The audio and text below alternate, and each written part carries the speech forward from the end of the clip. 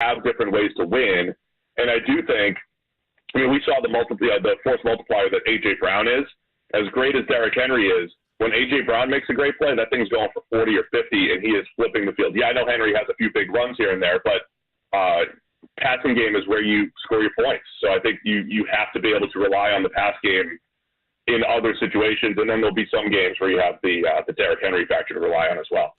So to that point, and we've had callers suggest this as well, Steve, should the offense be more focused around A.J. Brown than the running game? The Titans are different in how they structure their offense from just about everybody else in the National Football League, and it has paid a lot of dividends for them. But is A.J. the guy that really needs to be the focal point considering the way offense generally runs in the NFL? Yeah, the NFL's just made it easier to pass, and that's a big part of it. You know, that's a big part of why the analytics dorks and nerds are all saying, stop running the ball. You know, you got to throw it. And it doesn't mean you never run it. But I think the old school idea of, well, we got to get to 30 carries and we're going to wear them down. Again, other than Derrick Henry does actually wear down defenses in the NFL, whereas other backs I don't think really do that. But you could say the pass game kind of wore down maybe the Bills, and they were getting a little tired in the fourth quarter running around chasing Tyreek Hill. So, yeah, I mean, I think looking at A.J. Brown as a guy that he could take a slant 60 yards. He could get behind the defense. He could do it all and create big plays. I do think having him as the focal point and then having complementary pieces around that and just putting the defense in a bind. How are you going to cover all these guys, which look great on paper coming into the year? How do you cover A.J. Brown? How do you cover Julio Jones? How do you stop Derrick Henry? I think continuing down that path and then maybe having a healthy number two instead of Julio, and you kind of see again, how do you keep defenses off balance and having those pass game options to go with Derrick Henry in the run game? Yeah, so with that, though, too, with Derrick Henry in the run game, everybody knows what to expect when he's on the field. And then I think the identity of, first and second down back is something that's got to improve, too. So if you're moving forward this offseason, do you get somebody, in free agency to kind of complement him to where – it's not necessarily Foreman because I don't think he's on the field in third down too. Or do you go through the draft to try to help this? Because, I mean, you look all the way back at the Oilers and Titans history. They have been a running style team historically, Yeah, I mean, look, I think, again, I'm all about adding weapons to the field, right? I think a great tight end, not that they're easy to find, but a legitimate athletic tight end that's going to work that play action game as well. Third down backs, I think, are helpful. I don't think they're kind of like the cherry on top of an offense, I would say, more than anything. But I think tight end would be a place that we call it number 2 or 3 wide receiver, however you're believing in Julio going forward. I think just finding playmakers, guys that are going to get open, on that 3rd and 5, which, by the way, I don't think that last interception was really on Tannehill. That thing falls incomplete 98% of the time. If an incompletion's okay there, you punt and you go to overtime. But, I think just adding all sorts of playmakers, including a pass-catching running back, should absolutely be on the table this offseason for the Titans. Nathaniel Hackett to Denver, as being reported everywhere this morning. Does that make it Does that make the Aaron Rodgers story that much juicier, considering he's been on record as being a big-time fan of Hackett as the offensive coordinator in Green Bay? Oh, yeah. I mean, Aaron Rodgers likes 3 people in the world, and if Nathaniel Hackett is one of them, of course that's going to help the Denver Broncos, So, we'll be hearing about that plenty. It's interesting because Rodgers clearly cares about his legacy, and, it's the end of his career. He wants to pick the right place. That would be a fascinating decision to go to the AFC West with Patrick Mahomes and Justin Herbert there and leaving a division with first and second year regimes, right? A whole new regime in Minnesota and Chicago and then the Lions, like literally 3 rebuilding teams, leaving that division and then going to the AFC West as far as, picking and choosing where you're going to go. But it's a good roster there in Denver. Yeah, combine Hackett with it. And yeah, there'll be plenty of Aaron Rodgers to Denver discussion in the coming months. Man, real question is, which one of these quarterbacks, if he does come to the AFC, makes it out to the AFC Championship game, Steve? Like, This is going to be I don't even know what to call this. Is this Anchorman fight in the parking lot? Crew against crew? It's got to still be Mahomes, right?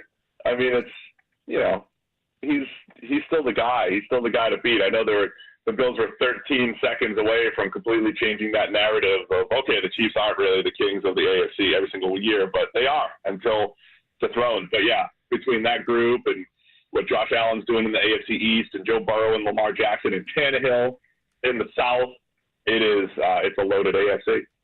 Yeah. Did McDermott blow it, not squib kicking with 13 seconds left? Are we having a different discussion about who's representing potentially the AFC in the Super Bowl there? And then secondarily, do we need to revamp these overtime rules? Because it's tough to watch, just like it was tough to watch Mahomes sit on the sideline while Brady and Gronk beat them at Arrowhead years ago. Now it's tough to watch Josh Allen play as good as a quarterback could play and have to sit there on the sidelines. And you can even see it in his face. It's like he knew as soon as the coin toss didn't go their way, they had lost. It seems to me if that's conditional, that probably means your rule's not very good. Yeah, I mean, so first off, the squib kicks, that would have chopped a few seconds off, and then you got to play a little bit tighter defense, though. I understand they're afraid of Tyreek Hill. I was picturing Tyreek Hill getting behind the defense for like a 75-yarder, so that was a big part of it. With the overtime rules, I don't know. I mean, a touchdown occurs, 30% of the time? Mm-hmm. You should be able to make a stop and not give up a touchdown and then get the ball back. I realize at the end of the game, sometimes it's just, the offense has figured out the defense and they're not going to stop them, but it's not like they didn't have a chance to win. Somebody brought up rules to me recently that it's almost like if you played it like soccer, like extra time. So in other words, the Bills would get the Chiefs hit the game tying field goal, and then they would kick off to the Bills and just continue to play from there. I think would be a fascinating way to do it, and you'd almost change end of game strategy. Do you try to go for the touchdown? Do you try to go for the game winning field goal, or just take the ball when the quarter rolls over to overtime? So I think of all the rule changes that I heard, I thought that was an interesting one. You just keep playing, almost like you're going from the first quarter to the second quarter. You flip the field, and whoever has the ball, and you keep going, and it's still first touchdown wins. So I think that would be an interesting way of doing overtime and maybe, evening up a little bit. Yeah, so I know that Collinsworth at least helps out with those checks. So you can pick the AFC title game here. What chance does Cincinnati have against Kansas City in your estimation on Sunday, and who do you have coming out of the NFC? There's no Bengals bias here coming out. Oh, come on. The city's buzzing. They painted it. It's colored in orange and all that stuff. Everybody's excited, but the Chiefs are certainly the favorites. I expect them to win, go to their third straight now? Super Bowl. Yeah. And then it's so tough. I think the Rams are the better team. I love the way they're trending and the way their stars are playing. It's just this Niners winning 6 straight factor, but I'll take the Rams to finally figure it out. So I'll go Chiefs-Rams going to the Super Bowl this year. Steve, always a pleasure, brother. Thanks so much. All right. Thank you, guys. Appreciate it. Indeed. That's Steve Palazzolo. You know what? He was much more – he defended Ryan Tannehill more than I was anticipating. He did. He's actually one of the more positive people speaking about Tannehill that I've heard all week. Steve also got taken down on Twitter by Titans Twitter too. So that can make you soft too, Jay.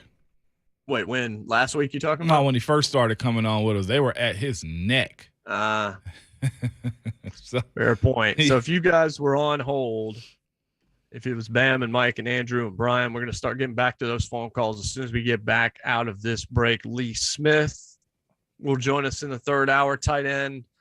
Played for the Bills last year. He's played for a couple of different organizations. He was with the Falcons this past season.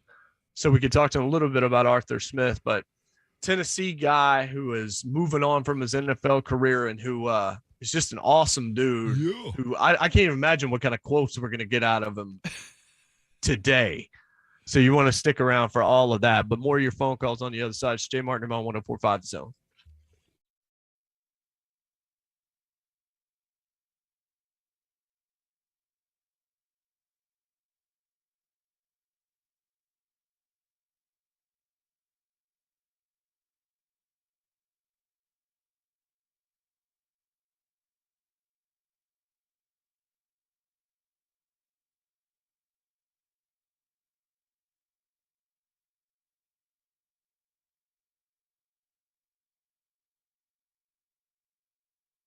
4 teams remain in the NFL playoffs, and that means only 4 teams left for you to bet on at DraftKings Sportsbook, an official sports betting partner of the NFL. So counting down to Super Bowl 56, new customers can get 56 to 1 odds on any team. You bet $5 and you get 280 in free bets if your team you choose is win.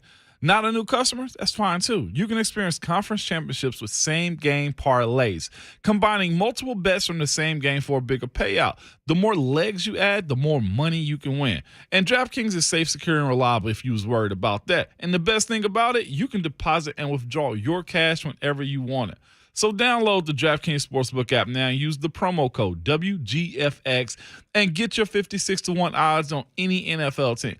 You bet $5 and win $280 in free bets if your team wins. But that's promo code WGFX for 56 to 1 odds at DraftKings Sportsbook, an official sports betting partner of the NFL. And you must be 21 years or older and present in Tennessee to bet. Restrictions apply. See DraftKings.com/sportsbook for details. And if you or someone you know has a gambling problem and wants help, call or text the Tennessee Red Line at 1-800-889-9789.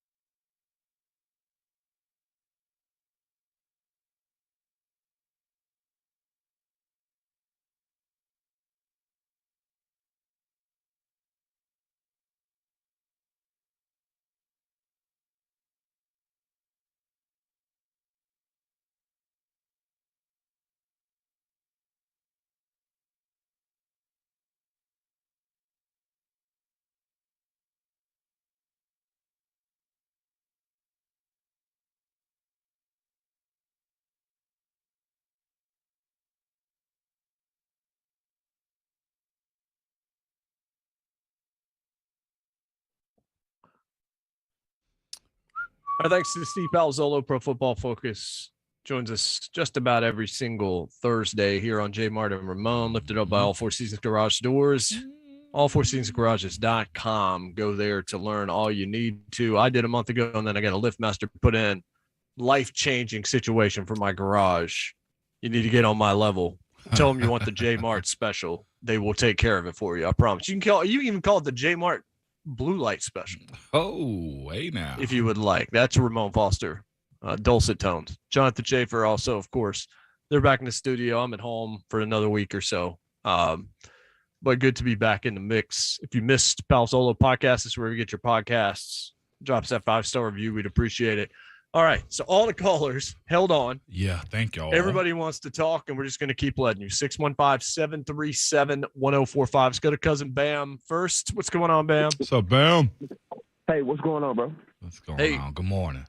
Yo, look, man, I'm gonna live and die on this. I'm gonna come inside. Oh, yeah. I'm gonna live and die on this hill. That first off, if we want to see anything different happen with this offense, we got to get a different offensive coordinator, man. Like, we have to. Like, Tannehill, like, I'm at the acceptance stage, JMart. I'm at the acceptance stage. I'm getting there. Day by day, I'm getting there. And I'm not ready to get off this Julio hill either, mainly because I feel like if he gets healthier and gets more comfortable, like he started to sight within the last 2 games, you know what I'm saying? Mm-hmm. Like he really started to sight. We started to see what we had been looking for from him. So I feel like him getting more time to get healthy, you know, maybe get in tune. If we keep Ryan, they get some off-season reps, we'll probably see more from him of what we're looking for. I'm still kind of like, I think J-Rob is going to pull something on us like we just not going to expect. You know what I'm saying? So I don't want people to get too high or too low, including myself, but I just feel like Tannehill's ceiling is like what it is. He's great during the regular season, but as soon as it comes time to really show up in the playoffs, man, like Derek carried us the first 2 years. I mean, not first 2 years, the first 2 games in the playoffs. He carried us. When it came time for him to try to beat Mahomes, when they shut down the run, it was a wrap. Both third down plays the last 2 years were interceptions. Game ended the exact same way, in the exact same stadium. Something's got to give, bro. Like, we don't have this luxury time to keep saying, oh, hey, this is what this is, this is what this is. We're going to try to do this, we're going to try to do that with the whole thing. Nah, man, like, bro, we got to go. They're going to bust this team up after a while, and then we're going to be crying, talking about, okay, we waited on Todd Downing to figure it out, and we depended on Ryan Tannehill, and that just wasn't it. Yeah. You know, so, I mean, I think J-Rob has to make a move, you know what I'm saying? Mm-hmm. I mean, this not no good guy business. I love Ryan Tannehill's character. I love, you know, like we love Marcus Mariota. But hey, like if they can't do it, they just can't do it, bro. Yeah. Like we got to win. We got to win now. Y'all keep looking. I'm telling you, your eyes is going. Ramon, look, your eyes is gonna open up here shortly, buddy. That's all I'm saying. No, you can feel JMart in with me too. I will do that. All right, Bam. Appreciate you. Bam made a valid point. I have to tell you off air. He has a valid point. This isn't a nice guy business. But it's also a business. You got to operate like that too. So we'll see. Mike in Nashville next. Mike, what's up? What's up, Mike? Hey, how you doing, guys? Good. Good morning. Good.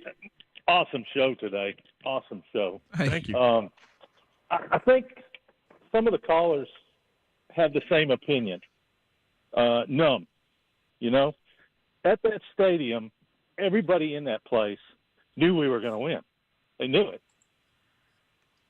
and we didn't. And you walk out of the stadium after the game, it was the most quiet I've heard since '99. Been going since then. Mm-hmm. And at least we didn't hear all the Bengals fans going crazy like Baltimore usually does when they beat us at home. But, you know, that's okay. Yeah. But, you know, one thing about it, over the years I've gone home, said, I'm getting rid of the tickets. I'm not going back. Nah. You know, no, can't do it. One thing about it, we've got a coach. We've got a general manager. Mm-hmm. We got ownership that is going to get us there. So, you know, if the fans can hold out long enough, we're going to get there. Yeah. But with the OC we got, they knew every play we were going to do. And in my opinion, it's the OC who's the one that's supposed to change it up so that they don't know what we're going to do. Yeah. But I don't know. I'll see what you got to say about all that. Yeah. I think that's interesting. I think it's an interesting thought. There's one I was listening to this a couple of days ago. Stand-up comedians, the way they do their job best is to get to the punchline with an economy of words, meaning that if you spend too long getting to the punchline, the audience gets there first, and then it's not funny because you've done what they've expected you to do. But if you can bridge that line where they don't exactly know where you're going, and then you land the punchline before any of them can figure it out, that's when you're as good as you can possibly be as a comedian, is being able to balance not getting there too soon, but certainly not getting there after everybody else does. And you can look at that when it comes to creativity, offensively, and things like that. You don't want everybody else to figure out the punchline before you get there. And I think that was the problem with the first interception on Saturday. Was all of us knew, everybody around me knew as soon as that ball was about to leave Tannehill's hand, that thing was picked because Bates was sitting there. Like it was so obvious. Yeah. He was on his way back. Like there was no chance for Julio to make that play. The punchline, he got to the punchline. He spent too long setting up the joke. And then by the time the punchline came, everybody already had it written down. They had already figured it out in their heads. And once you figure it out and then they actually say the thing you're expecting them to say, you kind of don't laugh. You got to get there a little bit sooner. You got to be more creative along the way. Andrew, Brian, Max, Trey, all of you, as soon as the headlines are over, we're right back to the phone lines. All of you wanting to talk. Which stage of grief do you find yourself in right now as a Titans fan, now that we're 5-6 days past the game? Denial, anger, bargaining, depression, acceptance. I can even define them all for you. Maybe we'll do that. It's JMart and Ramon, 104.5 The Zone.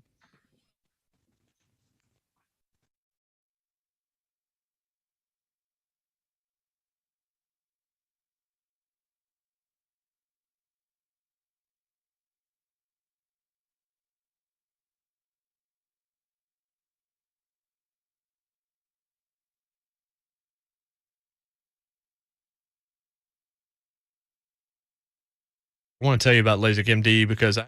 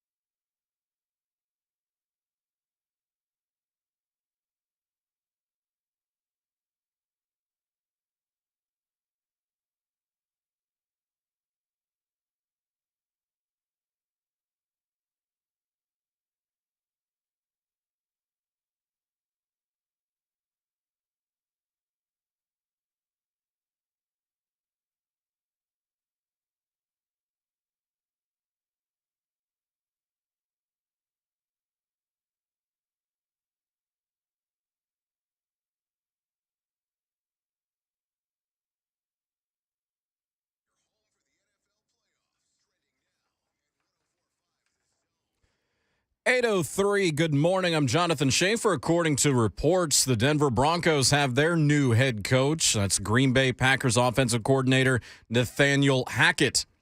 Titans linebacker Harold Landry named to the Pro Bowl roster. He's replacing L.A. Chargers' Joey Bosa, who's unable to participate due to injury. For Landry, his first Pro Bowl appearance, he led the Titans with 12 sacks during the regular season, posted 75 tackles. That ranks second on the team. To the hardwood, number 18 Tennessee came back to defeat Florida 78-71. Santiago Vescovi, 23 points, 3 rebounds, and 4 assists for the Basket Vols. South Carolina over Vanderbilt 70-61. Scottie Pippen Jr., 24 points, 8 rebounds, and 5 assists. Preds back in action tonight at Edmonton. They're up in Canada. 8 o'clock face-off. The Preds have won 3 in a row. For all your foundation repair and waterproofing needs, visit USSTN.com. Breaking news at once on your home for the Titans and Vols. This is 104.5 The Zone.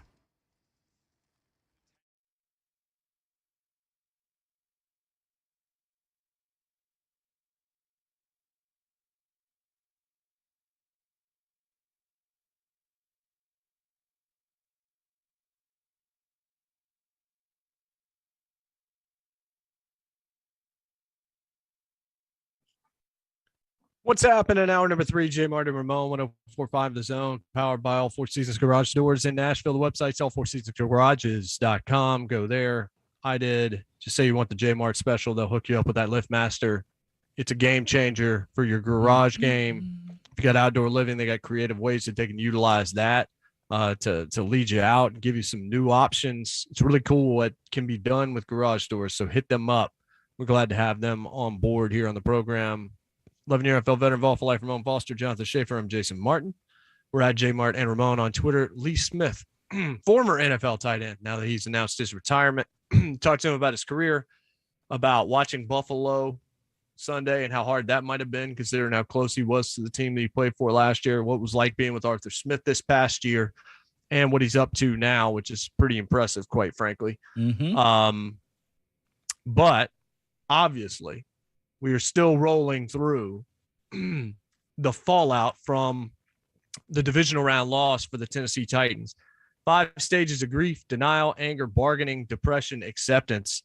Our kind of snarky question is, which stage do you find yourself in right now? And we've kind of heard the gamut, and we'll give you some descriptions and things like that of them if need be. But let's get to some of the phone calls now, since I know we got Lee coming up after the break. 615-737-1045 if you want to get in line. It's pretty much been wall-to-wall phones all week long. I haven't been on 2 days, and even they were ringing here.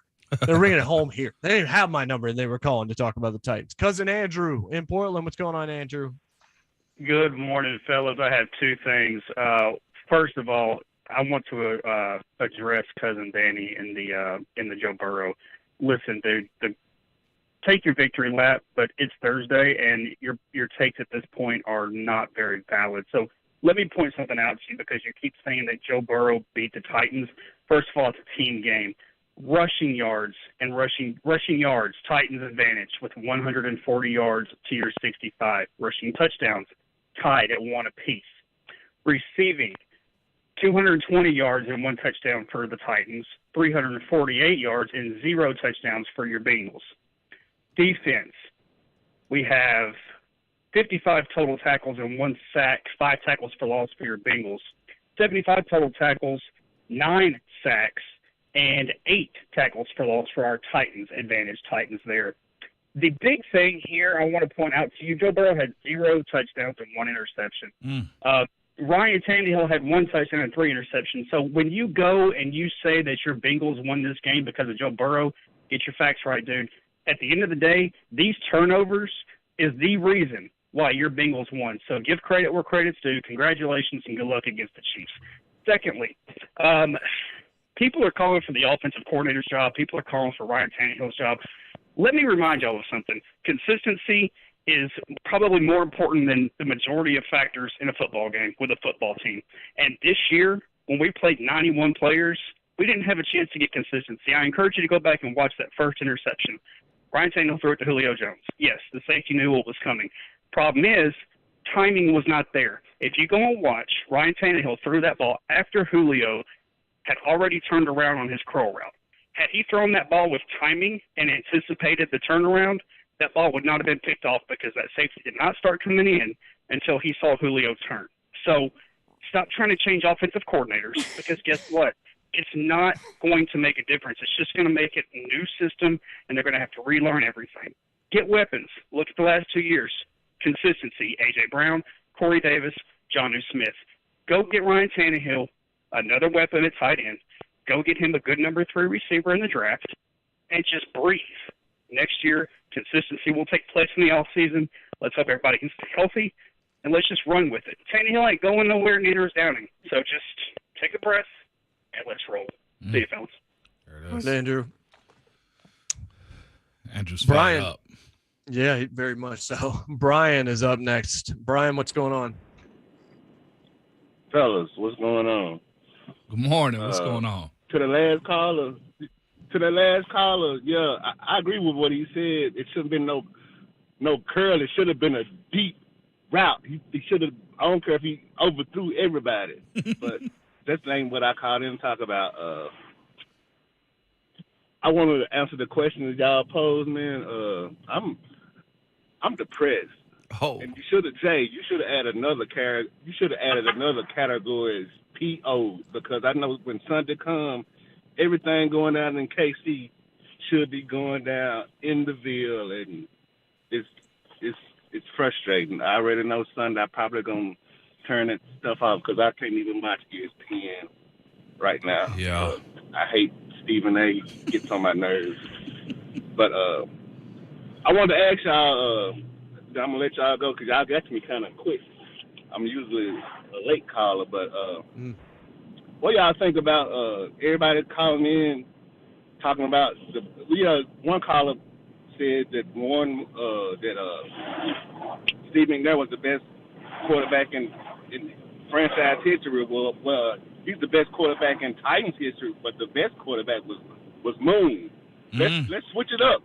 Yeah. Let's go run and shoot. You know what I'm saying? Mm-hmm. I mean, what y'all think about that? Tighten up, baby. There it is. Well, I mean, Warren Moon, the run and shoot offense, the Glanville offense, and just Warren Moon's ability to throw the football is, again, at quarterback, you need a difference maker, I think, unless everything just falls perfectly around you. And that's what's happening for Garoppolo right now. Yep. Garoppolo's by no means perfect, Moan, but everything seems to be working for him. His defense is playing out of their mind. He's got skill talent that can overcome whatever deficiencies he has. And he's run into teams that have coached themselves out of it, being too conservative in some cases and being just dullards as they were in Dallas. Last week, you said you watched the game again, the Green Bay game. After that first drive, man, they got very conservative. Yep. And they almost played afraid. It was a weird game to watch. It did not that's one of the worst games I've seen Aaron Rodgers ever play. Yeah, for sure. He wasn't on and didn't look like there was anything that could honestly get him going. His playmakers were there for him. It was a few times I saw him attempt to chuck the ball down the field and he pulled back real quick. Maybe I don't know. He didn't look like the gunslinger he usually was in his last game against the 49ers. So, yeah, and I agree with what our last caller to as far as that first play of the game, go deep. Yes. In hindsight, we all said that, but of course, that's in hindsight, you know.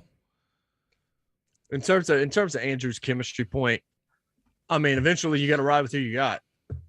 Like, whatever chemistry that you didn't have with Julio, it wasn't like that was magically going to appear or whatever. I can't put it on that. If that's the case, then your OC shouldn't have that be the route. Right. If you're having that kind of chemistry issues, then run the ball on first down, or just like the caller just said, and as you just said, Moan, go deep and throw to A.J. Brown, who you've had chemistry with for 3 years. Yeah. Instead of trying to make that happen. I know they made play. I mean, Julio and him made, 6 plays during that game also. Yep. So you can't put it all on chemistry. Let's go to Trey in Nashville. Trey, what's up? What's up, Trey? Hey, what's up, fellas? Not much. Good morning. Good morning. Hey, I feel I have acceptance over it. You know what I'm saying? Mm-hmm. I accept it because they've been doing this for, 20 years. So I can accept the fact that teams think they can come in here and, split our head open and win. Yeah. I accept it. But the thing of it is that we can be better. We can run it again. We can run it up again. But the thing of it is we need a tight end, man. We need somebody that can, we can dump the ball down, get 5-6 yards, get a first down. That opens everything up. But we don't have that. Timing's off. So if we get a tight end, I think we'll be able to match points. But other than that, y'all have a good day. Yeah. Hey, take care, brother. Yes, sir. Bye. I mean, it's a fair point. I mean, we talked about how many good tight ends are in the league. Mm-hmm. All the teams that are left generally have one. Uzama has emerged. We already know what Kelsey is. We know what Kittle is. Yep. Tyler Higbee's a heck of a player. The Bills had a good one in Dawson Knox. Mm-hmm. If they had been the team to advance, you had Firkser who had one target. One. Yep. And you let Jonnu go. And the move for Julio, you can defend if you're a Julio Jones away. Mm-hmm. If you're a Julio Jones away from a Super Bowl, then you can defend going for Julio Jones. If you're not, then that's a luxury you can't afford. No.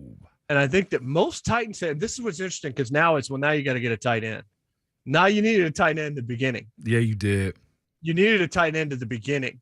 It's easy now. It's like, well, all you got to give Tannehill now is a tight end. Well, you gave him Julio, right? And Julio was supposed to be enough. So at what point in time is it just the quarterback's good, but we don't trust him?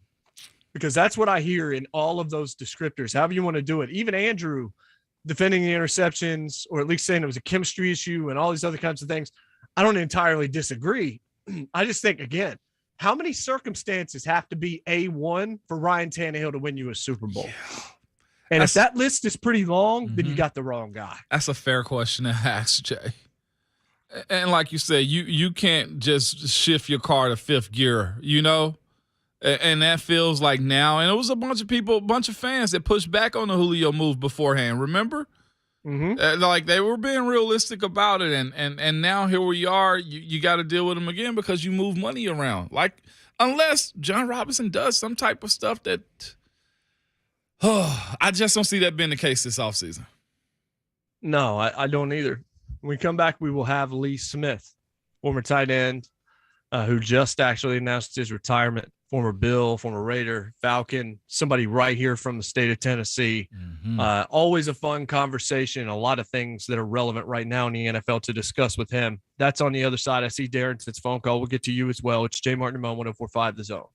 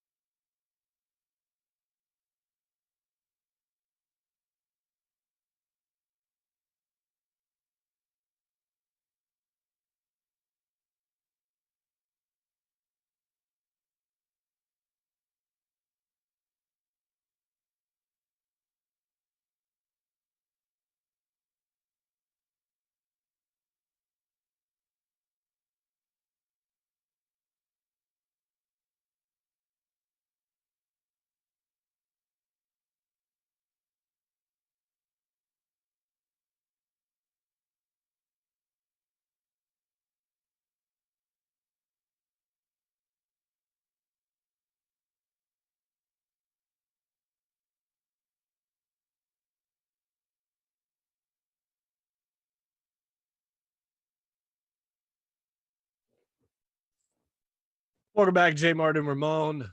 That's the name of the program here on 104.5 The Zone. All Four Seasons Garage Doors, making it possible. We appreciate them. You should go to allfourseasonsgarages.com to learn all that you can. Tell them you want the JMart special when you talk to them. They'll hook you up with that LiftMaster they put in my house. Absolutely fantastic. 11-year NFL veteran involved for life. Ramon Foster has a better house than me. Jonathan Schaefer also has a better house than me. No, y'all have a better house than me. Trust me. At Ramon Foster, at Schaefer on Sports, at JMart Radio, at JMart and Ramon. Guests appear on the program via the Mark Spain Real Estate Hotline, and we bring in somebody who, hey man, his hospitality knows no bounds, although it has wrecked because we're looking for houses in the next couple of years, and after walking around that palatial estate, now all of a sudden my wife's dreams are way higher than my salary can make us land. Maybe her salary can get us there. I don't know. Lee Smith on the line with us, just announcing his retirement from the league. Played with the Raiders, played with the Falcons, also with the Bills. A guy right here from Tennessee. What's going on, Lee? Good morning. Morning. What's going on, guys? Can you hear me okay? Yeah. Yeah, we hear you very well. So we can't wait to talk about what you're going to be doing, but look, I've spent the last few years every weekday hanging out with a guy who walked away from the league on his own terms, a guy who didn't let the league retire him. He still technically could have played, but he walked away and decided he was going to do something else with his life. So spending the time that you spent in the league, especially your story, how difficult and challenging it was and the obstacles that you had rolled into, a lot of them, of your own making and things like that. When you look back right now, what does it mean to you to have had the career that you did and to be able to walk away at age 34 feeling the way you do? Well, yeah, I'm sure y'all have heard Ramon talk about it a lot. You don't get to do it that way, and it's obviously a dream come true just to get to do it at all, man. Kid from Powell, Tennessee, who like you guys say, I have a house with bricks on it and stuff nowadays, so it's a pretty cool deal. So life's good, man. I couldn't be more pleased. I got an awesome bride, 4 awesome kids. Mine and Ramon's kids are around the same age. Me and my wife started super young with our family, so it was a no-brainer. It's time. I'm glad the good Lord kind of put it on my heart, in multiple ways that football was a huge part of my life and will continue to be, but just not as a player. So I'm juiced, man. I'm fired up, kind of invigorated, and feel like I'm alive to go do what's next and help all these kiddos down here in Knoxville. So Moan, Moan's he's got Keisha and he's got 2 wonderful kids, and I know how important they've been, not just to who he is now, but who he has become through the years. What are you, Lee, without your wife and your family along this pathway, especially early on as you were really trying to discover yourself as a man? What would I be without my family, you said? Yeah, I've heard you talk about this before, how important it was for your wife and just your family, the way that has played out for you throughout your career, how important that was to you just becoming the person that you wanted to be. Oh man, I mean, Ramon is one of the few people on planet Earth that was there when I was a 18-year-old kid at the University of Tennessee, and I'd be dead in a ditch or in jail or God knows where if it wasn't for my wife and kids. Now, hopefully the Lord would have grabbed me at some point and straightened me out, but it sure would have been plenty of mistakes down the road. Once you get those little eyes that you created looking up at you, and that you're the one person on earth that has to protect them and take care of them, and you got an awesome wife who puts up with your crap every day. At a certain point, I feel like if you're a real man, if that don't get you going in the right direction, then you got some real issues. So it was a no-brainer for me. My family was what it was always about. I know it's the cliche answer. Why do you play the game? Why do you this? Why do you that? Like, don't get me wrong. I love the game of football, and I love that, feeling of dominating another man and all that stuff. Don't get me wrong. I can't lie. I loved my career and playing the game. But when I woke up on Monday mornings with the way, our bodies felt. Mm-hmm. None of that money mattered. None of the fame ever really mattered to me. I didn't care about that stuff. But those 4 little ones and my badass wife, that's what got my butt over to the facility and got me on a 6-day race to do it again the next Sunday. Man, Lee, officially, welcome to the other side. And when I say other side, that means retirement, and you're just a regular pedestrian now, man. So with that being said, when you made that announcement, you and your family made that decision, legitimately, where was that stress after that? Because as soon as I walked in the house after talking to management in Pittsburgh's like, I'm done, I felt like the world just was off my shoulders. Did you had that feeling too? Yeah, man. Arthur Smith's a friend of mine. Obviously, Terry Fontenette down in Atlanta, it was their first year. So, and having Matty as a quarterback, a lot like playing with Ben all those years, having a veteran guy. So, especially offensively, kind of the 4 of us, I talked to those 3 guys and kind of let them know those last couple weeks that, I didn't want some farewell tour during the season. Mm-hmm. Obviously, we did some stuff, some media stuff postseason to try to get the word out on this gym and help these kiddos down here in Knoxville, which is gonna be really cool. But yeah, man, everybody, it's gonna be bittersweet. It's gonna be this, it's gonna be that, and listen, I gotta make sure I'm super distracted when training camp comes around, so I don't do something stupid. So it wasn't bittersweet, big dog. It was just sweet. Yeah. 11 years, a teenage son, and 3 other kids that have never spent a Thanksgiving or a Christmas in Knoxville, Tennessee, which is where it's home to us. They're ready. My wife's ready. Football changed our life. Mine and my wife's life. So it's awesome, bro. Like I said, I've called all you old heads and asked all you guys what I needed to really prepare for to try to make sure I could avoid the same potholes or, getting sucker punched around corners. And that was kind of the thing is, listen, man, when training camp comes around, when football comes around, when all those moments that your whole career, it was time to get back to work, you better make sure you got something going on. Yes, sir. And I'll call you sometime today so we can talk more through that, Lee. That's one of the biggest things I think for guys going to retirement. I've told Jay them that. I told everybody that's walked away from the game, you have to have a circle. You got to have people you can lean on. They can lean on you and just get that, because you've done this all of your life, Lee, So we'll talk about that off air. But again, this is another question I have for you in the same position as me. Walked away from the game with no ring. All the things that came with it was awesome. But as far as, the way the Titans lost this past weekend, Lee, because we're still dealing with, that loss against the Bengals here in Nashville. From your perspective, man, just talk on how hard it is just to, 1, have a winning season, and 2, to actually be on a team that actually chases that Super Bowl run. Well, I mean, let's call a spade a spade. Unless you play with Tom Brady, there's Aaron Rodgers has won 1, I think. Yeah. I think maybe Drew won 1, Peyton won 2.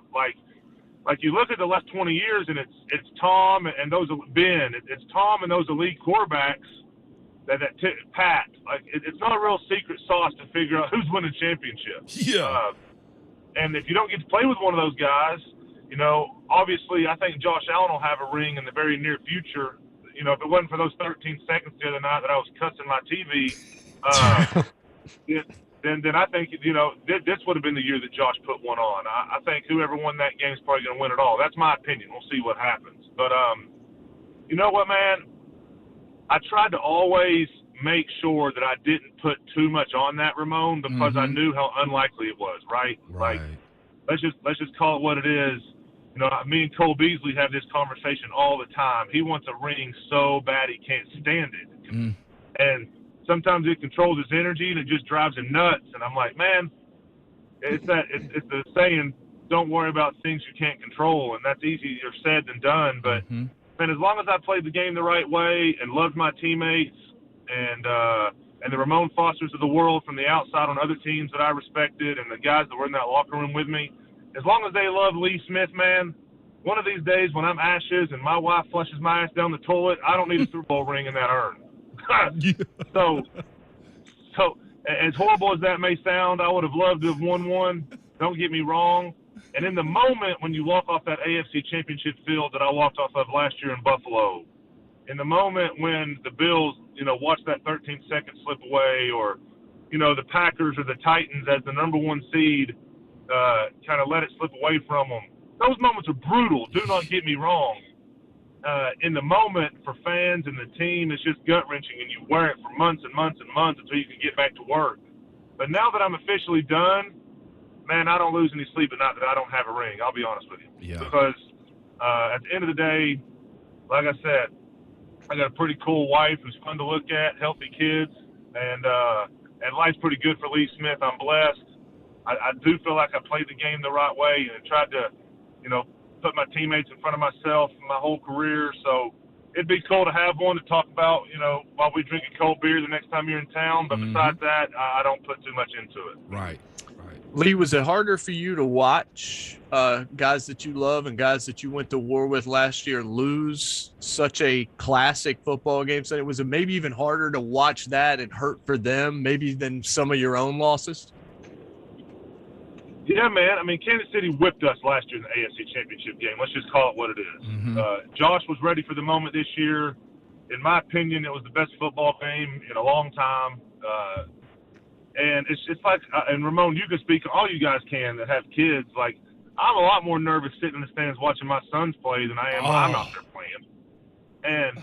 And pretty much if you switch me for Emmanuel Sanders, it's the same roster in Buffalo this year. They just got better, adding Emmanuel and trading my butt. So, to sit there and watch those guys lose like that, the dudes that I love, my phone was definitely buzzing. Some of those guys got on the bus, which was brutal. It was. I've never watched a football game from start to finish my entire life until that one. It was kind of that closure moment of, all right, I'm like Ramon said, I'm just a pedestrian now. Let me watch a football game. And it happened to be, a locker room full of men that I love. I mean, Sean's got it rolling up there, so that locker room's not changing very much. All these owners that think they want a new coach every 3 years and the locker room never stays the same and there's no continuity, well, no wonder you can't win. Yeah. So the fact that the Bills are rolling, it's the same faces, it's the same dudes, it's the same brotherhood as I was a part of for those 2 years until this year. So it was the hardest football moment probably of my life sitting there, besides, watching my sons play, watching those boys go through that like that. It was brutal. So, yes, a lot worse because you just get to feel it and watch it. And it's just different, man. It was the first time ever as a non-player I watched the game and kind of wore the emotion. So I see why all these fans are so damn crazy. Yeah, being a fan's a new universe. I've talked to Ramon about that many times over the last 2 years. So now that you're moving on from playing in the league, I know what it is that you're doing and the performance center that you're opening, but do you feel like that's a calling for you? Something larger than just an occupation in terms of your own story as you were growing up and being a mentor to young men to try and make sure that their station in life is where it needs to be and that their foundation is centered where it needs to be? Absolutely. I had the best dad in the world for the first 10 years of my life. He was just rock solid, man. I got to be raised by Dr. Jekyll and Mr. Hyde, so I got to see how to do it right, and then I got to see how to do it wrong. So, I absolutely. And some kids never get to see how to do it right at all. Mm-hmm. And those are the kids, especially the young men. Don't get me wrong. If you're a volleyball player, a softball stud, these little girlies, I want to help them the same way. But I know how a man's brain works. I know how males are wired. Especially, athletes that are 12 to 18 years old. We're just idiots, man. Mm-hmm. We ain't got no sense under good parents, much less parents that are off the damn rails.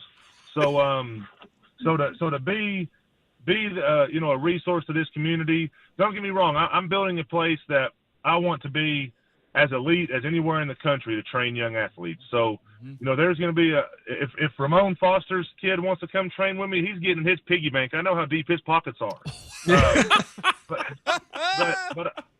But I want to develop a nonprofit side of this thing. I want to rally the troops from my NFL guys. There's not many NFL football players that grew up in mansions. So all these dudes get it. They understand what I'm trying to do. I want to pull the resources together and go over to Austin East High School here in Knoxville and talk to their head football coach and say, hey man, who's your 2 or 3 kids that are, the real players that maybe athletics can change their life if they just catch a break and get around the right people and, bring those kids over to the gym and love on them. So it's going to be a cool place, man. A melting pot of just an elite atmosphere that feels like, an NFL environment, which will be good for me in my transition, and also, build a lot of memories for these kids in the Knoxville community. And then most importantly, that final piece that's the most important to me is grabbing those kiddos that can truly benefit from being around the Ramon Fosters and Lee Smiths and some of the guys I'll bring here in town that are good, strong men who love their families, love Jesus, and just want to be around these boys and be around ball. Lee, I love all of that, but what the heck is wrong with you, man? Huh? There's a lot wrong with me. There's a lot wrong with me, bro. You know that. Yeah, I know, man. But I'll have to hook you up with Rob Ayers, who's also the new DC at Oak Ridge High School, too, by the way. That'll be a great pipeline for you, too. But Lee, on the way out, man, I saw that you were able to take an unofficial visit with your kid to the University of Tennessee this weekend. By the way, your kid looked like an awesome stud, man. Just putting yourself back at that place, because I think that's where it turned the key for you also, as far as whenever you departed UT, I got to go get myself together. That was the Lee that, everybody I know knows now is when that moment happened. What did it mean to you to actually go back to that starting spot, Lee, and see him in that uniform with your wife and just be like, man, you know what? I might have messed up, but I got this one right so far. Yeah, man. I mean, my father played there. I grew up in Knoxville, Tennessee, married my high school sweetheart from Knoxville, Tennessee. This is home. So, being back over there on that campus, I told my wife, I'm like, you know what, man? I might not have finished here, and I might not have been able to run through that tee and all that stuff that I dreamed of, but this is a really special place. And I took a lot of visits during that recruiting process. I've been around. I've played a lot of ball. I've played with guys from all over the country, obviously from these SEC programs. There's just something about the University of Tennessee that's special. And getting to be over there with my boy, and don't get me wrong, I cuss him daily and tell him that he's going to screw it up and he's not good enough, and I'm trying to keep him humble. He won't listen, though. But he's a good boy. He's got a good mama, and it's really fun. It was fun to see him over there. Obviously, it's a different world, man. I mean, 8th graders, that wasn't ever heard of when we were coming up. So it's a little bit of a foreign land to me. I want to keep him humble and make sure he's gritty and works, but I'm not going to take the moments from him. I want him to enjoy it, and it was fun to watch him. And that orange is special to me, whether or not I finish there or not. It's special to my wife. It's special to our family. So it was a cool moment for everybody. And like I always say, it don't matter how good you are at 13. It matters how good you are that first time you step on the field on Sundays one day or on Saturdays in college. So we'll see how gritty he stays and how much he works. But right now it's fun to watch him kind of enjoy this moment for sure. That's awesome. No, it really is. Lee, we appreciate some of your time. I'm sure we will chat with you again. I'm sure Moan will chat with you many, many times. But what you're doing, good Lord, I mean, truly fantastic stuff. And we just look forward to seeing it flourish. And I feel like that you're going to glorify the Lord through it. And you can't ask for more than that. Absolutely, guys. This is the one place that day or night, Ramon texts me, I'm always here for you guys. You guys are the best. You've always taken good care of me. Anything I can ever do, I'm through Nashville, I'll hit y'all up. But no doubt. If you're down in Knoxville, do the same. It's on me. Let's do it. My friend, we'll appreciate it. Congrats on your career. Ramon, if I don't get that jersey in the next week, I'm driving to your house. I asked you for the address again. I guess I just got to go find the address in the text thread, huh? You gonna make me work to send you the jersey, Lee? That's so messed up, dog. The fact that it's 6 months late, yeah, you can work. See, we'll talk offline. I was about to go real ratchet with you. Terrestrial radio, Moan. Yeah, it's the family network. Thanks, fellas. Y'all are the best. Indeed, man. That's Lee Smith, 11-year NFL veteran. Yeah. How about them apples? That's awesome, man. And what he's doing, man, I want to find a way to support that in any way possible. I love that he also recognized how much money you have. Hey, I'm just holding the middle of the road, man. I promise you. That's all I'm trying to do. You're holding it up because you built it, because you had the money to lay the asphalt down. 615-737-1045 is the telephone number. Derek and Josh, Frying Pan, Dan, whoever was there. If you dropped off, you can call us back. 615-737-1045. Plenty of time for your phone calls. JMart and Ramon, 1045 The Zone.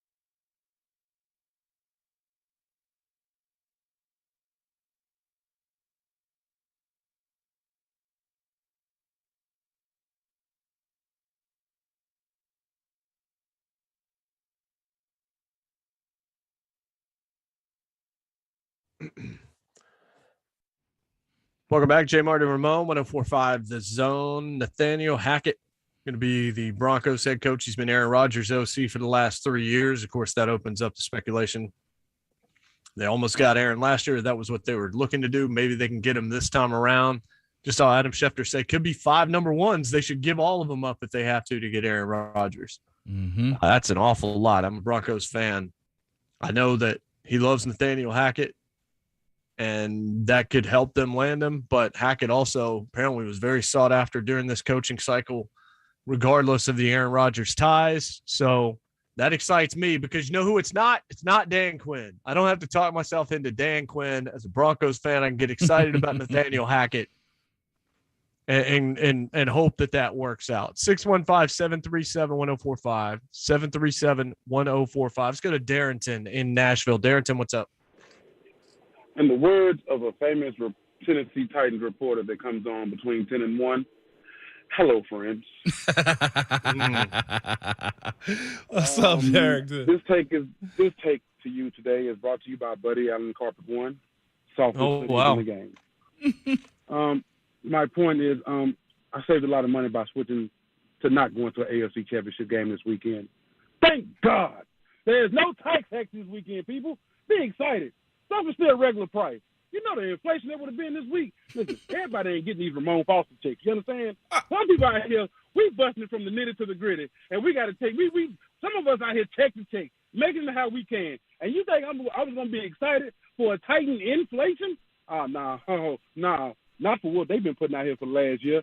So I'm just saying, people, you got to take the wins when you can. This is a win for the city. With these potholes around here and all these people coming in here, you know what they would have thought about Tennessee, Nashville? Well, that city's one dumpster hole, one way or another. Let's put this fire out, people. Y'all get over it. What you expect? Tighten up. Have a good one. Ramon, I need a jersey, too. Hold on. First I catch a stray, and then he needs a jersey at the end. I've tried to get a Tennessee jersey from you before Christmas, and it never happened either. I don't have the Tennessee one. Guys, the demands of this job have gone through the roof. What was that phone call? Just Darrington. What was that phone call? Darrington basically said, get over it. It's like you basically save money, time, and hurt by not having the Titans play in the AFC Championship game. I did tell Abby that as we were leaving. I'm like, see, I set this up. I told you either we're going to save a bunch of money or you're going to see an AFC Championship game in person. So you can soften the blow of not going by at least knowing that, money is going back into the bank account. Mm-hmm. Frying Pan's next. Frying Pan, what's going on? Hey, I will not be saving a lot of money because I will be going to Kansas City Saturday after my son's basketball game to watch my Bengals take on the Chiefs. But, hey, seriously, because people tell me I can't have two teams. I mean, I'm a lifelong Bengals fan, but I have pulled for the Titans since they came to Nashville in 1998 as the Tennessee Oilers, except for when they're playing my Bengals. So last week was kind of tough around the household. But I want to say, just watching the full game and then watching the 15 minutes of highlights when you Google, like, the Titans-Bengals game, that last play where Tannehill threw the ball into triple coverage, Berkshire chipped a guy, then he released. Wide open over the middle. Yep. Yeah, for like eight yards. And so he probably catches the ball and runs for 2 or 3 yards, 4 yards. And then you take a timeout because you had 2 timeouts remaining. Mm-hmm. Then you take your shot to the sideline. But, anyhow, I just want to say, like, there was a caller at the top of the 8 o'clock hour that said that Burrow didn't win the game for the Bengals. Well, I'm going to tell you something right now. If Burrow wasn't the quarterback, the Bengals wouldn't have won that game. No, he didn't have a touchdown pass. But, dude, he's everything I thought he would be coming out of LSU. I mean, I'm a lifelong Bengals fan. I've been through the hurt. I've been through the suffering. I was made fun of in elementary school growing up here in Middle Tennessee. You're a Bungles fan. You're a Bengals fan. So, I've been through it, man, and we're playing with house money. Now, I don't know how the game's going to go Sunday. Honestly, I hope it gets to a shootout because I think if the Bengals are able to score touchdowns, Kansas City's a really good team, and it's going to be hard to win at Arrowhead Stadium. And, Ramon, you could probably speak to this, but how loud is Arrowhead Stadium? It's loud. Hey, thanks for taking my call, guys. Yeah. Appreciate it. Yeah, I mean, it's a loud stadium. I'll say this. You're not going to face the pass rush you faced this past week. Burrow's actually going to have more time to operate. Beat them in a regular season, but beating the regular season Chiefs is much different than beating the postseason Chiefs. That's what you find out is playoff football is different. Some of these teams are different too. Like that playoff Bills and playoff Chiefs team that we saw last week. I don't know who beats either one of those teams, quite frankly, especially the way the quarterbacks were playing. 615-737-1045. I see Dan's on the line. We'll get to you after the top of the hour headlines. Also, of course, Coach Mack joins us every Thursday. We'll get his thoughts on the end of the Titans season, a couple of broadcasts before he was hoping it would come to a close. All that to come in the fourth hour of the program. JMart and Ramon, 104.5 The Zone.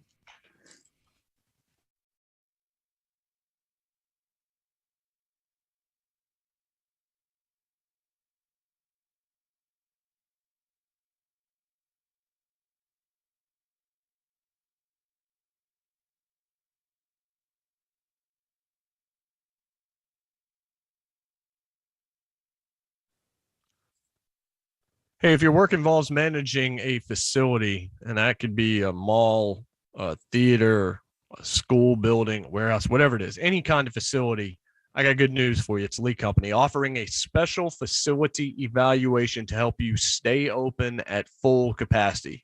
Lee Company, they come out, they evaluate your situation, and then they can report back on pretty much everything to make sure it's all up to speed. HVAC equipment, plumbing, your indoor air quality, which is more and more important, and touchless technology, which can actually work on your doors, your lights, your faucets, seemingly more things by the day. All of this is part of Lee Company's plan to help this community restart right because they absolutely care.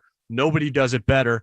I want you to ask the friendly experience pros from Lee Company Facility Solutions to review that building, review your facility, show you the most efficient ways to operate safely because I want those doors open for business and I want them to stay there. And I want you to save as much cash as you can along the way. So find out more. It's a great decision. Call Lee Company today, 615-567-1000. That's 567-1000. Or go to leecompany.com. That's Lee Company. Again, that telephone number, 615-567-1000.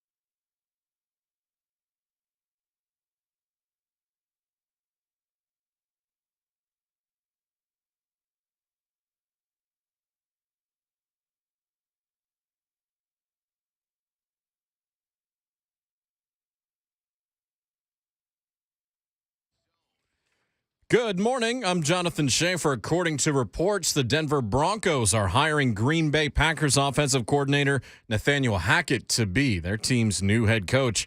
That fuels the rumors of Aaron Rodgers possibly going to Denver this offseason. Titans linebacker Harold Landry named to the Pro Bowl roster. He replaces Joey Bosa of the Chargers, who was unable to participate due to injury. For Landry, first Pro Bowl appearance, led the Titans with 12 sacks during the regular season, posted 75 tackles, second on the team. Number 18, Tennessee defeated Florida 78-71 yesterday in men's college basketball action. Santiago Vescovi, 23 points, 3 rebounds, and 4 assists. South Carolina defeated Vanderbilt 70-61. Scottie Pippen Jr., 24 points, 8 rebounds, 5 assists in the loss for the Doors. And to the ice, Predators in action in Canada tonight. They're at Edmonton taking on the Oilers. 8 o'clock will be the face-off. Preds have won 3 in a row. For all your foundation repair and waterproofing needs, visit USSTN.com. Breaking news at once on your home for the Titans and the Vols. This is 104.5 The Zone.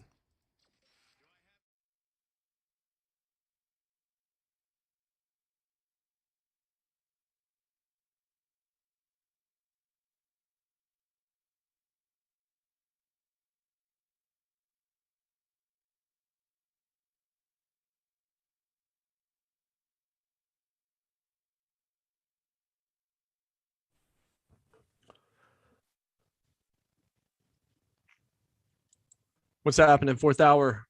Hashtag fastest 4 hours in radio is upon you, upon us. Blessed to bring it to you courtesy of All Four Seasons Garage Doors in Nashville. Coach Mac, Dave McGinnis will join us at the bottom half of this final hour here on this Thursday. Nathaniel Hackett, new Broncos head coach, fuels the speculation, as Schaefer said in his update, which I actually listened to this time, as to whether or not Aaron Rodgers could end up going to Denver. Well, it's about damn time, Jason. Come on now. Well, I can promise you it will never happen again. That'll be a one-and-done situation right there. You, Aaron Rodgers. That is Kyrie Irving at Duke. You stupid idiot. I won't even play the whole season. I'll play half the season and then take myself out and prepare for the draft. We don't have time for that, man. I like it. 615-737-1045.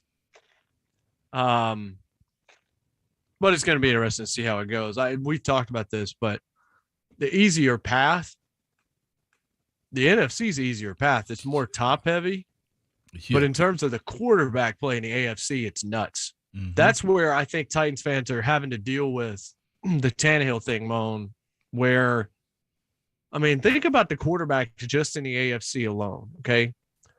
Just in the West, if Aaron Rodgers were to go there, yeah, it's Herbert, Mahomes, Aaron Rodgers, and right now Derek Carr. Mm-hmm. Derek Carr would be like the worst, and that's saying something. He's a quality starter. Yeah, that's insane. And then you look at the North. I don't know what the Steelers have got. They've got a future they're going to have to plan for. Baker, I don't know. Lamar is still a dynamic playmaker in the league. And then Joe Burrow's a stud. That much I think we already recognize. Mm-hmm. In the East, you got Josh Allen. Doesn't get much better than that. Tua, I don't know. Zach Wilson, I don't know. Mac Jones looks like he could be a solid starter in the league. In the South, you've got Tannehill, solid starter in the league. You've got Carson Wentz, who high and low. Trevor Lawrence, who, if he gets the right coach, could become what people think it's possible. And then you've still got Deshaun Watson sitting there as well. Mm-hmm. Like, imagine picking Denver and having to go through Justin Herbert twice, Patrick Mahomes twice, and maybe Derek Carr, or maybe Russell Wilson. Maybe Wilson goes there, at which point it becomes the greatest quarterback division maybe of all time. All times. Like you said, like I'm of the idea that great people are great because they know what opportunities to take advantage of also. It's just like business. Why would I go overpay for something when I can watch it just bottom out and buy it cheap and build it back up? Like, that's what I'm looking at. So when we discuss these quarterbacks who are in the AFC now, and if Aaron comes over to the AFC, and also if Russ comes over to the AFC, who's left fighting on the other side? Like Stafford, Dak, Brady's unsure at this point. And when quarterbacks start talking about I don't know is when it's probably when it's time to start closing the door. New Orleans has nothing. Washington. Maybe Matt Ryan. Maybe Matt Ryan if Arthur Smith can get near the end. A sophomore surge or whatever you want to call it that he needs to happen. Like, it would sound better to me if you he's either got to go to a NFC team as far as Aaron Rodgers goes, or I'll be real with you, the AFC North. I mean, Green Bay beat Cincinnati this year. Not saying that that's going to happen next year if he went to Pittsburgh or if he goes to Denver, you either got 4 teams out of the West making the playoffs, or it's going to be a bunch of beatdowns and cancellations just because of what division you're in. The AFC West could be immaculately toxic and can flourish at the same time. Yeah. I mean, I do think that the chances the Packers trade him inside the conference, not very good. No. I wouldn't want to see him until the Super Bowl because I might bet he's not going to get there. I might never have to see him. Certainly not see him twice a year. If you're playing divisional or whatever, like you wouldn't trade him in division, but like San Francisco, where it could make sense, I wouldn't trade him there either. I wouldn't trade him somewhere where it becomes harder for me to then reach a Super Bowl. Mm-hmm. Let's go to Dan in Nashville. Dan, what's going on? Hey guys, how you doing? Good. How are you this morning? Oh man, it's great. Tomorrow's Friday. I can't complain. I saw that Big Ben retired. Yeah, it just broke. Called him up and said, "Yo, you need to retire today because Nathaniel Hackett just went to Denver." So, but yeah, Ramon, let me get that jersey too. Anyway, I keep hearing, a lot of people calling in saying that we need to get a seam stretching tight end, and everyone's trying to build up the offense or pile on to Ryan. I mean, the fact is he's not going anywhere with that contract. That's an albatross that you just cannot get around, especially with the impending free agencies with Harold Landry. Don't forget what got you to where you were. That's that solid defense and being able to rotate in and out. I mean, last year was an outlier beyond recognition, setting the record with so many players that you played with. It goes to show you that the team is fine from top to bottom. But the problem is I'm going to be fascinated by what Robinson's about to do these next couple of years in order to be able to move the pieces to make sure that Landry can stay. If that means, getting rid of Saffold and Jackrabbit to make up that money, which Rexroad touched on in his recent article.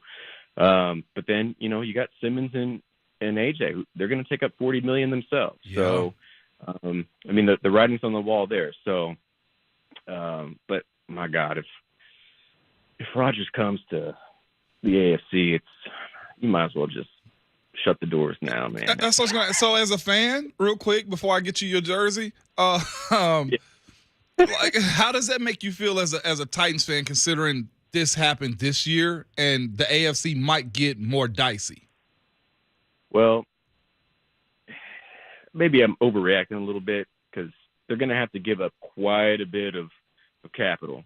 Whoever it is that's going to be pulling him down, they're going to have to give up quite a bit of capital, especially if Devontae is going to follow him, right? You're essentially turning over a team's roster to people to bring those two on if they're a package deal. But I think Landry, if you keep that pass rush in place and everyone stays healthy, because last year was an aberration. You're probably going to win the South, and that'll put you in a good position to be able to fight at the end of the year, especially you keep Derek healthy. Who knows what you're able to do? And I may not be a Titans fan, coming from the fact that I'm from 4 hours north on 65, but it's just going to be awesome to see what goes on in the AFC, because if anything, it feels like the NBA, where the Western Conference is just loaded from top to bottom pretty much. And then in the Eastern Conference, you always have your top three, and that would be your NFC at this point. Mm-hmm. So, gotcha. Interesting. Appreciate it, Dan. Yeah, thanks, Dan. Good stuff. I mean, like, the AFC doesn't need another quarterback, but I'll take him. I mean, it's been easy not to root for him pretty much his whole career for various reasons. But if he becomes a Bronco, I will welcome him with open arms. I'll make the sacrifice necessary to get over to the be hump. Okay with that. Yeah. Yeah, I think I can make it work. Well, I don't know. This offseason is going to be interesting because, again, like you said, the Derek Carr factor for sure. And truth be told, what is this team here going to actually do? Like last year, you got a jolt. You know what I'm saying? You got a booster last offseason because of Julio. Again, I think we circle back again. What's going to be that injection this offseason? It's NJR you trust. But how much are you trusting this situation this offseason, considering what other teams have already seemed to be doing so far with these hires and GM moves? And you got a feeling that even on the NFC side with who Chicago has hired, that Bieniemy might follow him. What does that do for Chicago with Justin Fields? What does that also do for Kansas City if Bieniemy does leave? When you have Tyreek saying that they're playing with Michael Jordan and Michael Jordan and Phil Jackson, you know, like what does that do for Kansas City? So this is going to be, I think, a more fun offseason than it was last year. I hope it is. I think it will be from a coaching standpoint. I'm hoping Bieniemy gets his opportunity. I would have been happy if he had ended up in Denver. Him and Hackett were two guys I was looking at. I wanted to see it be an offensive guy that had had success with a top flight quarterback, not so he could lure a quarterback, but just to give me a better feeling of that. But like, think about this. Brian Dable's probably going to leave Buffalo. So you got another guy and another change with one of these quarterbacks, even though Ken Dorsey's been the quarterback's coach and Josh Allen loves him. So I think they're going to be fine, but there's definitely going to be some opportunities for some teams to get some injections that we haven't necessarily seen to this point. So quickly, we'll do it after the break. I'll read the stages of grief to you, not just the names, but the actual definitions, so that you can find out where you place yourself at present. Plus, Coach Mack will join us at 9:30. It's JMart and Ramon, 104.5 The Zone. Hey.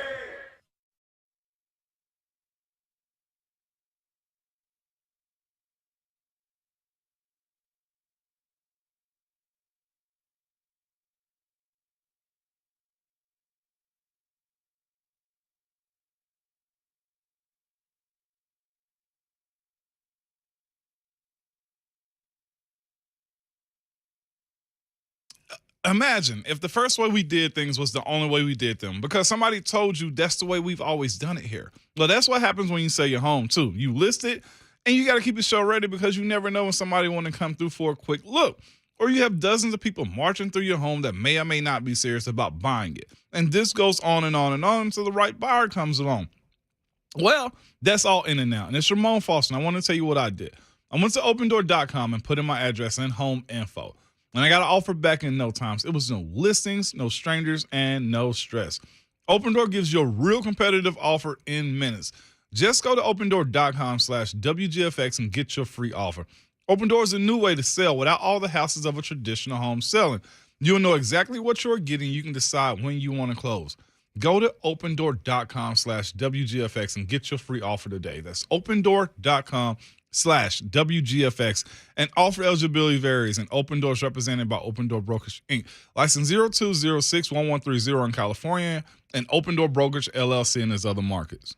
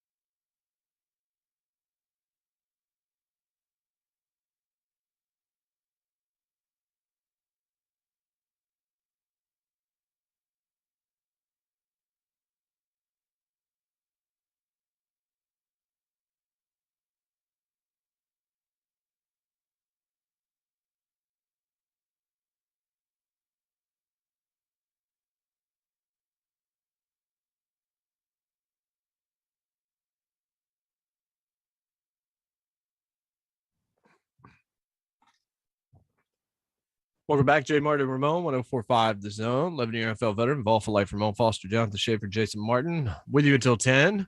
We begin it at 6. If you're new to the show, I don't know where the heck you've been, but welcome. They might have just moved here. Well, exactly. That's what I'm saying. Yeah, welcome. happens all the time. Yeah. Welcome. You should have been here before. Oh, but why are you shaming people that just started listening to the show? That's what we do. That's Sometimes what you do. Sometimes we just do. Yeah, that's right. At JMart and Ramon on Twitter, Ben Roethlisberger. His career is now in the rear view as he announces his retirement. No giant surprise there. Moan, you know him about as well as anybody. He's definitely one of those guys where my litmus test for the Hall of Fame is when you see the name, do you have to stop and think? And the answer is no. Yeah. Not when it comes to Ben. Ben goes in. First ballot. He goes in. He controlled an era, played in a real good era of Brady, Manning, Breeze, Aaron, 3 Super Bowl appearances, 2 wins. Never had the player of the year or MVP or even Super Bowl MVP. Heck, the guys that won it had some awesome freaking plays in that. But got the yards, got the stats, got everything to go along with what we think the requirements are. Good for him, man. That's pretty good. I'm glad to have been a part of his ride with him, man. We'll see if we get him on the show. No, we will get him on the show. I was about to say he should be on tomorrow. You're worth nothing if he's not on tomorrow, Mo. Guess I'm not worth anything now. Oh. Don't bring us down that way. I know. No, we still got to get through this week, Jay, as far as 5 stages of grief, baby. Yeah, baby. So, stage 1 is denial. In this stage, individuals believe the diagnosis is somehow mistaken and cling to a false preferable reality, wherein you're playing against the Chiefs and hosting them on Sunday. Number 2 is anger. When the individual recognizes denial can't continue, they become frustrated, especially at proximate individuals, i.e. Ryan Tannehill, Todd Downing. Certain psychological responses of a person undergoing this phase would be, why me? It's not fair. Pretty sure a lot of you might have said it's not fair. How can this happen to me? Who is to blame? Why would this happen? Todd Downing, get out of town. Ryan Tannehill, you're not the guy. Mike Vrabel, what are you doing going for 2? All of those things. Number 3, bargaining. Involves the hope the individual can avoid a cause for grief, negotiating for extended life in exchange for a reformed lifestyle. Look, I'll be better if you just let him not throw the interception again on the last play. Can I wake up, pretend it's not done, and go back and do this over again? Number 4, depression. I'm so sad. Why bother with anything? I'm going to die soon. What's the point? Why go on? I think some people have been there. Yeah. At times this week. Not that there's nothing else in life, but just in terms of the way that you feel about the team. Individual despairs at the recognition of their mortality, becomes silent, refuses visitors, and spends time mourning. And then number 5, acceptance. It's going to be okay. I can't fight it. I may as well prepare for it. What's the AB deal from the podcast? Sometimes, what do you say? Even if things aren't right, I'm gonna make sure they're right because that's just what we do. Where is it? I got to pull it up real quick. He fakes that it's all right. I fake that it's all right. Here we go. Let's see if we can get it. Bob, you gotta look like it's going on. Even if it's not going on, I give off an impression, that everything's all right. Say B. Want to hear it again? Bob, you gotta look like it's going on. Even if it's not going on, I give off an impression, that everything's all right. Sit right there. That's acceptance right there. He's already in the 5th stage. You give off the impression that everything is all right. I don't know that Titans fans are doing that right now. I don't know that we've gotten to that point just yet. I'm curious. We're going to ask a question about it to some degree tomorrow about the AFC Championship game. I wonder how many Titans fans aren't going to be able to watch it. How difficult that will be. I used to do that after I was done playing. I wouldn't watch. I watch it like Lee said, bits and pieces of it. I wouldn't watch the whole thing like that weekend and whenever we got eliminated. I come back around. I be real with you around Super Bowl time. around Super Bowl time, I was like, all right, I guess I'll watch the game because everybody's going to be talking about the game. You know, that's yeah. Everything's all right. That's when you get to that point next, Jay. Golly. I think we're going to push through by tomorrow, though, man. We have to. Well, eventually, yes. Eventually, we'll start talking about the draft and all of those kinds of things. But right now, we get to talk to our pal, Dave McGinnis, thanks to Farm Bureau Health Plans. Healthcare coverage from Farm Bureau Health Plans, like an extra set of pads when you need them the most. They've been protecting Tennesseans since 1947. Coach Mac, good morning. JMart, Ramon, good morning, guys. Morning, Coach. So I think I might have said this to you in years past when this same result has happened, and that is a lot of Titans fans right now find themselves disappointed, upset. They were expecting something different, hoping for something different. But the sad reality of the business of the NFL is that 31 teams end up in this same spot. It's just dependent upon when you get there. Do you get there in the AFC title game? Do you get there in the Super Bowl? Do you not make the playoffs? Do you not have hope mid-season? How do you reconcile that as number one seed and all of the hope and all of the promise and the fans being behind you and all that kind of stuff, as somebody that's been in the league as long as you have, Coach? Like, how do you deal with a loss like this one where it did feel like you had a lot of promise? Well, you did have promise. I mean, and the lead up to it was great. I mean, you put yourself this football team this year and these fans were involved in it, went through an incredible season of, being completely written off because of injury, and then all of a sudden, fighting back, then hitting a lull where you turned the ball over and you didn't win games that you thought you were going to win. That's the National Football League. It really is.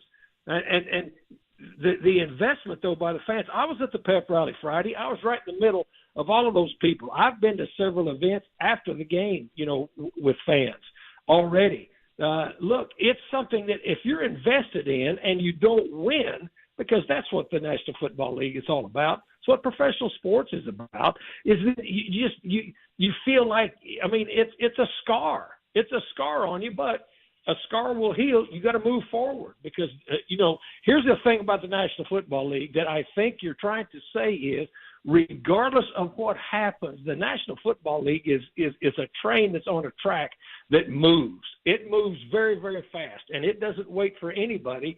And you've got to continue to go on. There's a lot of things that are going on right now.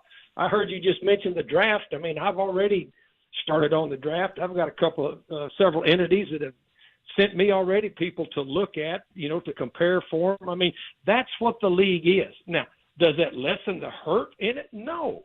But that thing Friday night that we had was great. The whole season was cool. That you could not have had any more electric atmosphere than we had, there. And I wanted more than anybody else to be hanging out of that window high-fiving people after we won that game.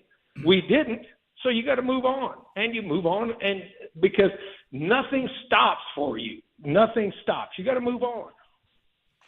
Yeah, Coach, and that's the part of it too. But as far as the game goes, and just the management of that last Cincinnati game here at Nissan is, what steps have to be taken next as far as getting into the show. I know the turnovers were one thing, and of course people all week long want to talk about the quarterback and the OC, Coach. But there has to be a sense of we got to see where we're at before we move on to the next phase. Well, I mean, it's going to change. It'll be a different team next year. Mm-hmm. I mean, about 31, 32% of your squad changes every year. Mm-hmm. That's the National Football League in salary cap and free agency. That's the way it's set up. That's the way the reverse draft is set up. You're going to have a different football team. And so that's why it's important to start building that football team again. I mean, it happens every year. You played. You know what it was like. I mean, it's a different team, and every team takes on its own different aura to it. And this one was able to fight through a lot of adversity and get to a point as to where you had everything right in front of you, but you got to win the game. And you say, about the game was the turnovers. All right, the game was the turnovers. You had some explosive plays, a couple of explosive plays that you gave up to a team that was one of the highest scoring teams in the league. You had a tremendous defensive performance, and you turned the ball over 3 times, and that was the game. So as far as that goes, too, the game in itself. One thing that's been discussed, of course, is the idea of last year's offense building up to where this defense in 2021 was. And I think that's where the heartbreak comes with a loss like this, Coach, is the fact that the defense did turn it over very quick as far as last year to this year. Can we, kind of say we expect that to be the trend here in Tennessee when it comes down to this offense finding its way to, be on the same page as the defense more next year? Well, Ramon, as I say, it's going to be a different team.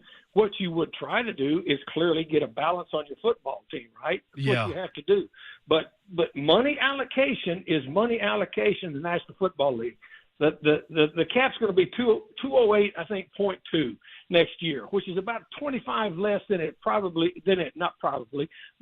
have been if there hadn't been a pandemic. But there was a pandemic, and so a lot of these contracts were made before pandemic was even a word that we knew what it meant.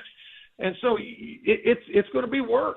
You're going to have to work on it. I mean, the Titans are not like some of these teams, like the Saints, where Sean Payton said, "No, I'm not going to come back with $72 million in deficit, and I don't quite think I want to do that anymore." For a little while. Yeah. This team is in decent shape, but they're going to have to make some moves, and then we're going to have to wait and see. And none of those moves are going to be made today. There's no decisions that are going to be made this week. That's not what you do. You don't do that in this league. Everything has a time frame to it, and you have to methodically and meticulously go through it. I've just been through it too many years inside the building. I know what goes on. Are the critiques from the fans, or at least the outcry towards the offensive coordinator and the quarterback, fair or overblown in your estimation? No, look, the fans, I've been out with the fans since this game, and everybody's going to react differently. And everybody, that's why Mike Keith and I and Amy Wells and Rhett, did the Monday Vrabel show and let everybody call it. Everybody's entitled to an opinion, and especially the fans. That's the part that I love so much about what I do. Now, I can interact with these people and let them call and let them talk, either in person or on the phone. Everybody's reaction is everybody's reaction, right? And everybody is entitled to their own reaction. But what the club has to do, and what you have to do when you're in charge, I've been in charge before, is get a path and get it going to where the next thing is and try to make your team better. Give yourself another chance. They gave themselves a chance this year. They fought through some circumstances that probably looked like we didn't have a chance, and then you didn't close out a playoff game.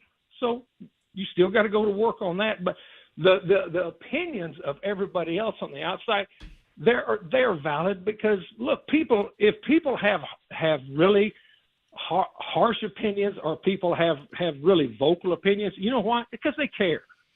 They care. I mean, as I said, this whole city cared, this whole region cared. As I said, I was there Friday night.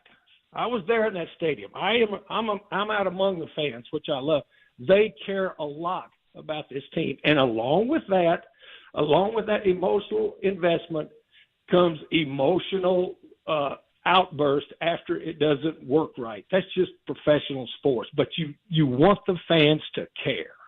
Yeah, and they do, Coach Mack. Yeah, they do. And as far as, moving forward, because that's kind of a little bit where we are, too, there's a few guys that get an opportunity to celebrate. Of course, Byard, gets his Pro Bowl now, but also Harold Landry, man, what a time to actually be hitting these accomplishments in let's call it what it is, in a money contract year, Coach. He's going to the Pro Bowl.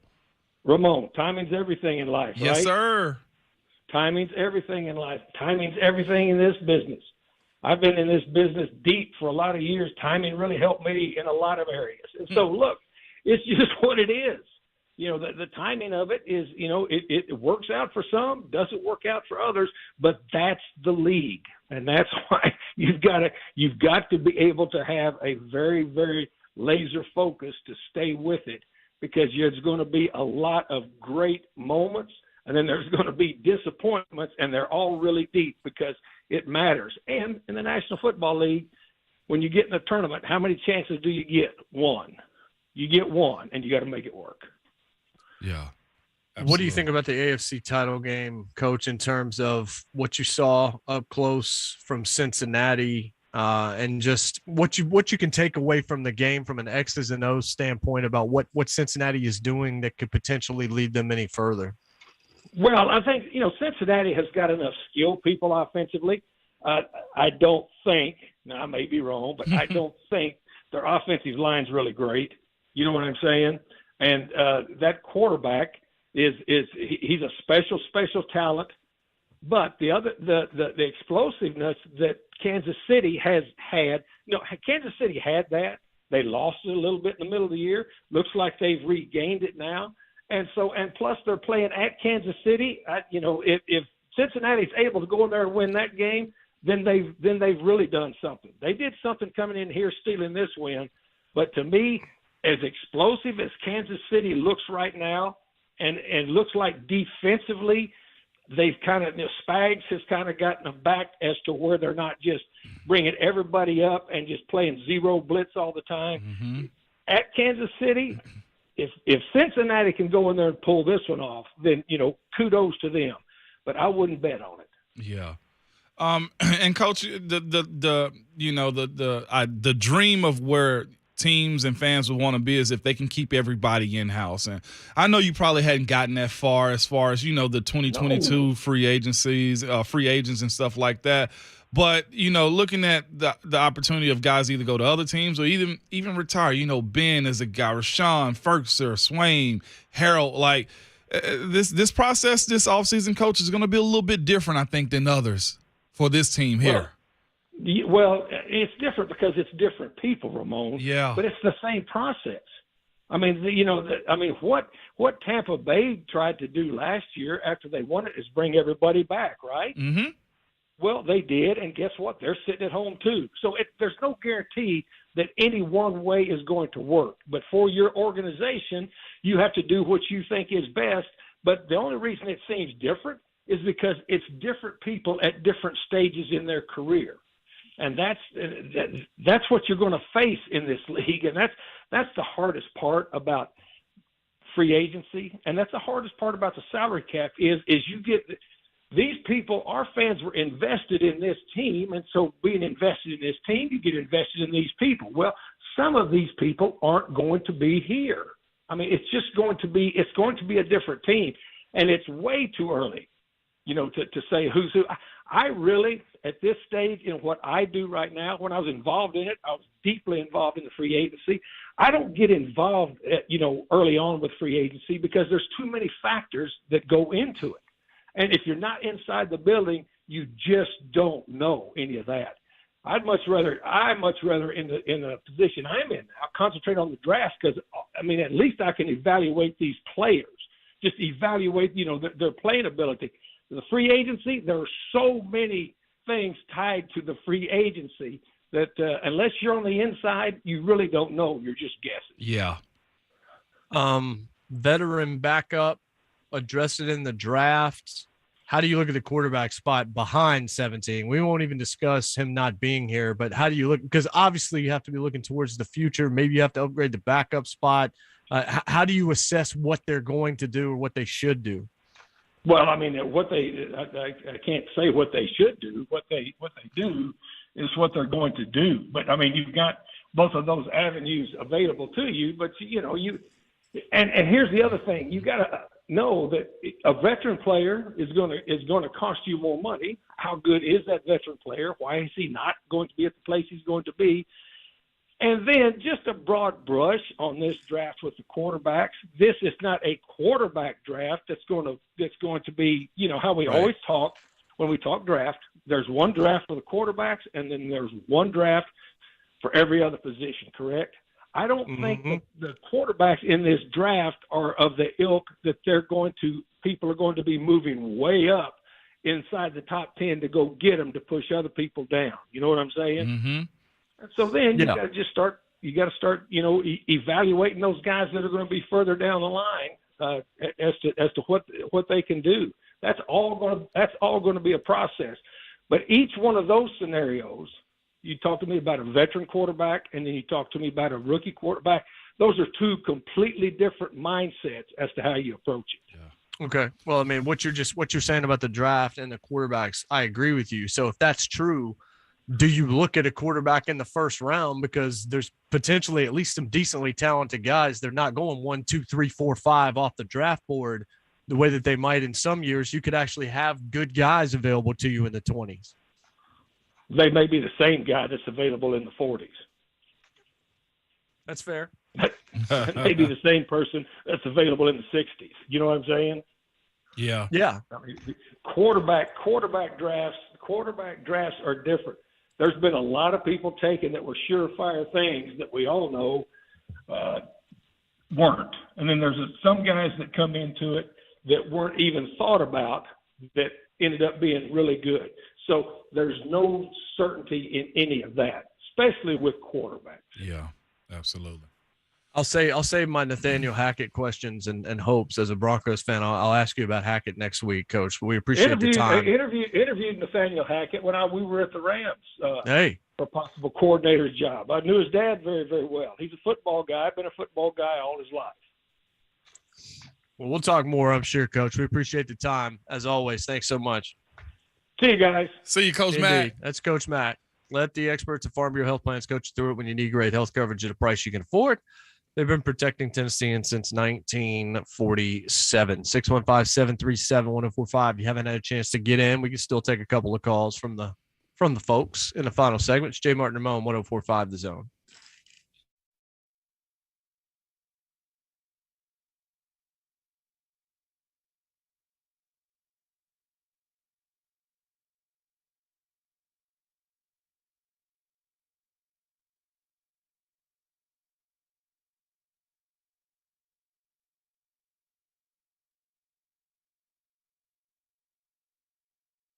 Baker Burwell is the disability brokerage financial professionals can count on to deliver disability insurance education, products, and services. What is your most valuable asset? Most people are going to tell you, look, man, that's my home. Think again. It is your income. And it may sound crazy, but let me explain. For easy math, say you make about $150,000 a year and you're 35 years old. Even if you never get a pay raise, you'll make $4.5 million in your working lifetime. I'm guessing your house is a little bit less than $4.5 million, even in this crazy Nashville housing market. As a former pro athlete, it wasn't a thought of ensuring my income or career, but I'm sure the same applies to you as well. We just go. But have you considered what would happen if you couldn't continue your career due to health or injury? For 2 or 3% of your income, you can insure up to 60% tax-free. Don't let your next paycheck be your last paycheck. And bad things happen to good people. Baker Burwell is the best resource for financial advisors and insurance agents when providing solutions in income protection. They are a trusted friend working with your trusted advisor to make sure you are properly insured. Think about them. They are local right here in our community, and they want to see you be protected. So give them a call at 615-309-5958 or visit the website at bakerburwell.com.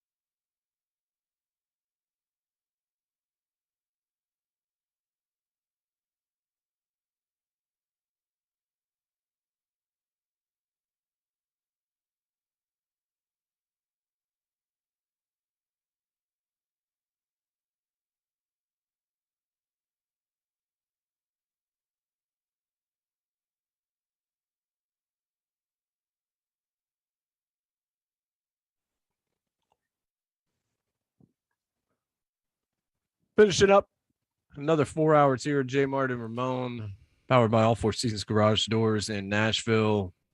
Shafe and Moan in the studio. I'm here at home for about another week. But good to go. Appreciate Coach Mack for joining us. Steve Palazzolo, Lee Smith. I bet you we're going to let you hear Lee Smith again tomorrow morning in the first hour of the show. If you missed it, though, you can podcast us wherever you get your podcast. Drop us that 5-star review. We greatly appreciate that.